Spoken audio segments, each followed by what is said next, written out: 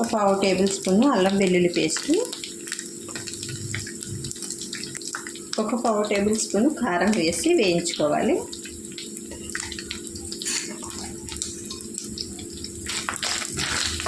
ఇలా వేయించుకోవటం వలన మంచి టేస్టీగా ఉంటాయండి నెత్తళ్ళు అనేవి.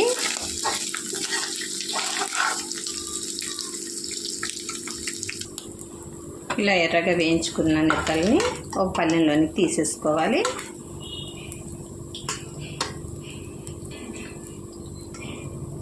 పళ్ళెంలోకి తీసుకొని పక్కన పెట్టేసుకోవాలి.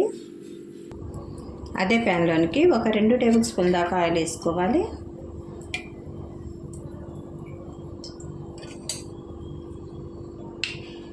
ఆయిల్ వేడెక్కాక ఒక చిన్న టేబుల్ స్పూన్ జీలకర్ర వేసుకోవాలి.